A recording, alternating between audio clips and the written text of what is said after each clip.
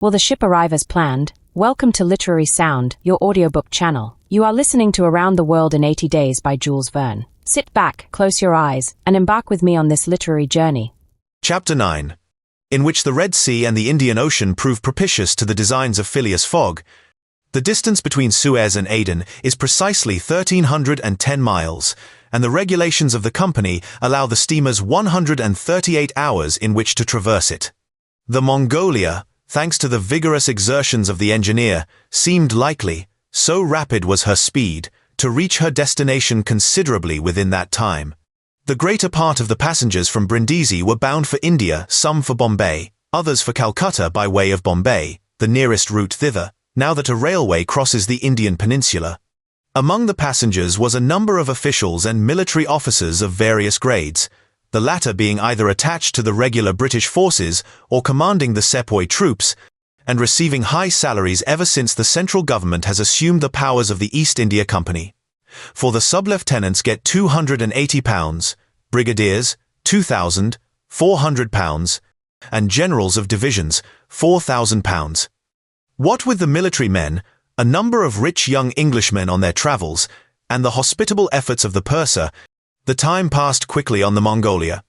The best of fare was spread upon the cabin tables, at breakfast, lunch, dinner, and the 8 o'clock supper, and the ladies scrupulously changed their toilets twice a day, and the hours were whirled away, when the sea was tranquil, with music, dancing, and games.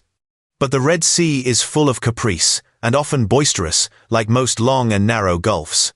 When the wind came from the African or Asian coast, the Mongolia, with her long hull, rolled fearfully. Then the ladies speedily disappeared below, the pianos were silent, singing and dancing suddenly ceased. Yet the good ship ploughed straight on, unretarded by wind or wave, towards the straits of Bab el-Mandeb. What was Phileas Fogg doing all this time? It might be thought that, in his anxiety, he would be constantly watching the changes of the wind, the disorderly raging of the billows, every chance, in short, which might force the Mongolia to slacken her speed, and thus interrupt his journey. But, if he thought of these possibilities, he did not betray the fact by any outward sign. Always the same impassible member of the Reform Club, whom no incident could surprise, as unvarying as the ship's chronometers, and seldom having the curiosity even to go upon the deck, he passed through the memorable scenes of the Red Sea with cold indifference, did not care to recognize the historic towns and villages which, along its borders, raised their picturesque outlines against the sky, and betrayed no fear of the dangers of the Arabic Gulf, which the old historians always spoke of with horror, and upon which the ancient navigators never ventured without propitiating the gods by ample sacrifices. How did this eccentric personage pass his time on the Mongolia? He made his 4 hearty meals every day, regardless of the most persistent rolling and pitching on the part of the steamer, and he played whist indefatigably, for he had found partners as enthusiastic in the game as himself. A tax collector, on the way to his post at Goa, the Reverend Decimus Smith, returning to his parish at Bombay, and a brigadier general of the English army, who was about to rejoin his brigade at Benares, made up the party, and, with Mr. Fogg, played whist by the hour together in absorbing silence. As for Passepartout, he, too, had escaped seasickness, and took his meals conscientiously in the forward cabin. He rather enjoyed the voyage, for he was well fed and well lodged, took a great interest in the scenes through which they were passing, and consoled himself with the delusion that his master's whim would end at Bombay. He was pleased, on the day after leaving Suez, to find on deck the obliging person with whom he had walked and chatted on the quays. "If I am not mistaken," said he, approaching this person, with his most amiable smile, "you are the gentleman who so kindly volunteered to guide me at Suez." "Ah, I quite recognize you. You are the servant of the strange Englishman." "Just so, Monsieur." "Fix." "Monsieur Fix," resumed Passepartout. "I'm charmed to find you on board. Where are you bound?" "Like you, to Bombay." "That's capital. Have you made this trip before?" "Several times. I am one of the agents of the Peninsular Company." "Then you know India?" "Why, yes," replied Fix, who spoke cautiously. "A curious place, this India." "Oh, very curious. Mosques, minarets, temples, farkas, pagodas, tigers, snakes, elephants. I hope you will have ample time to see the sights. I hope so, Monsieur Fix. You see, a man of sound sense ought not to spend his life jumping from a steamer upon a railway train, and from a railway train upon a steamer again, pretending to make the tour of the world in 80 days. No, all these gymnastics, you may be sure, will cease at Bombay. And Mr. Fogg is getting on well? Asked Fix, in the most natural tone in the world. Quite well, and I too. I eat like a famished ogre. It's the sea air. But I never see your master on deck. Never. He hasn't the least curiosity. Do you know, Mr. Passepartout, that this pretended tour in 80 days may conceal some secret errand, perhaps a diplomatic mission? Faith, Monsieur Fix, I assure you I know nothing about it, nor would I give half a crown to find out. After this meeting, Passepartout and Fix got into the habit of chatting together, the latter making it a point to gain the worthy man's confidence. He frequently offered him a glass of whiskey or pale ale in the steamer barroom, which Passepartout never failed to accept with graceful alacrity, mentally pronouncing Fix the best of good fellows. Meanwhile, the Mongolia was pushing forward rapidly. On the 13th, Mocha, surrounded by its ruined walls whereon date trees were growing, was sighted, and on the mountains beyond were espied vast coffee fields.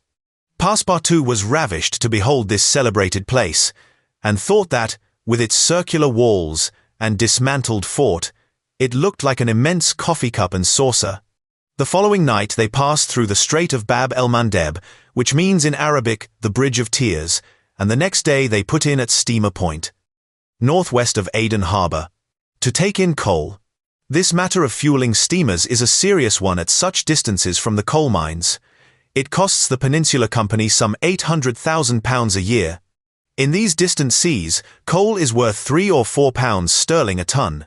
The Mongolia had still 1,650 miles to traverse before reaching Bombay, and was obliged to remain 4 hours at Steamer Point to coal up. But this delay, as it was foreseen, did not affect Phileas Fogg's program. Besides, the Mongolia, instead of reaching Aden on the morning of the 15th, when she was due, arrived there on the evening of the 14th, a gain of 15 hours. Mr. Fogg and his servant went ashore at Aden to have the passport again visaed. Fix, unobserved, followed them. The visa procured, Mr. Fogg returned on board to resume his former habits, while Passepartout, according to custom, sauntered about among the mixed population of Somalis, Banyans, Parsis, Jews, Arabs, and Europeans who comprised the 25,000 inhabitants of Aden.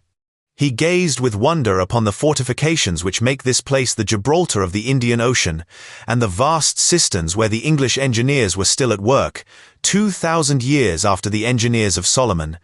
Very curious, said Passepartout to himself. On returning to the steamer, I see that it is by no means useless to travel, if a man wants to see something new. At 6 p.m., the Mongolia slowly moved out of the roadstead, and was soon once more on the Indian Ocean. She had 168 hours in which to reach Bombay, and the sea was favourable, the wind being in the northwest, and all sails aiding the engine. The steamer rolled but little. The ladies, in fresh toilets, reappeared on deck, and the singing and dancing were resumed. The trip was being accomplished most successfully, and Passepartout was enchanted with the congenial companion which chance had secured him in the person of the delightful Fix. On Sunday, October 20th, towards noon, they came in sight of the Indian coast. 2 hours later, the pilot came on board.